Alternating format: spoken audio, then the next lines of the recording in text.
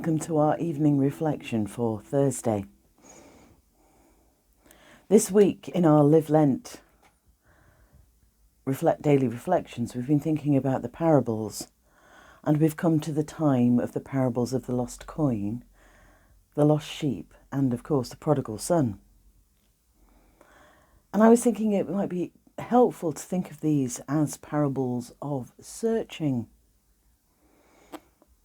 because that's the one thing that the three parables have in common: the searching and rejoicing when that is lost is found. So the parable of the lost coin has a woman searching for a small silver coin, possibly one of the coins that made up her dowry, the one thing that she owned in her own right.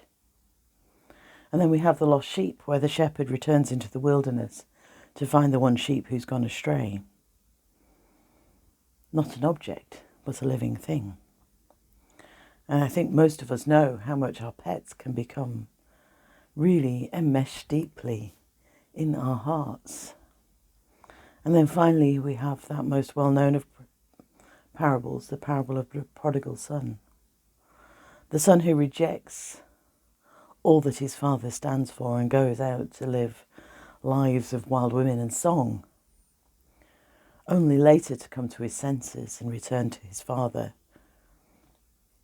And his father rushes out to meet him and brings him home.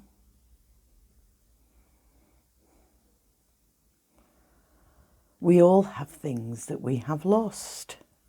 I lose my glasses at least 3 times a day. Perhaps I should get one of those chains around my neck. And I do seem to spend quite a lot of my time looking for things. The thing that goes missing most of all in our family life is the remote control for the telly. It might be the same for you, or you might be more organised. Or you might not have 6 people in your home who all think that the remote control lives in a different place. I want to think again about what it means to search, and what it means to have a God who searches for us. A God who turns over every stone, who sweeps under the bed, who frantically looks for the precious one that he has lost.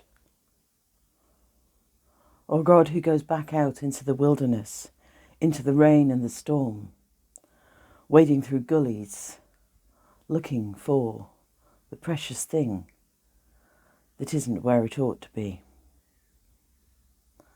Or the God who, even when we were still far out, rushes out to meet us and brings us home.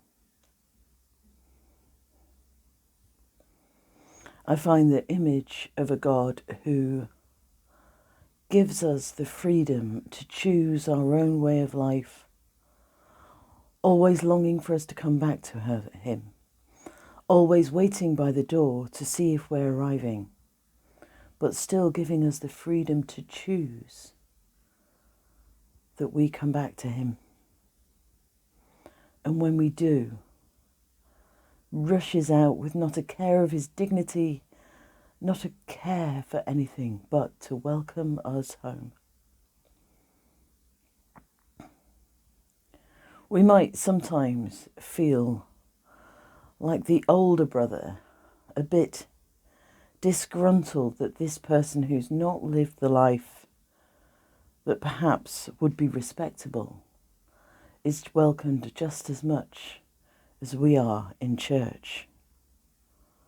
But we follow a God of surprises, a God who does not judge things as we judge things, a God who searches for the lost and the lonely and the afraid. So if you are searching, I pray you find what you're looking for. If you are lost, I pray that you are found. And today, I want you to remember that you are loved by a God who longs for you to come home, who longs to welcome you with arms outstretched. And I think we could all do with that hug of welcome right now. Thank you for joining me in this reflection. Have a good evening, and we'll see you soon.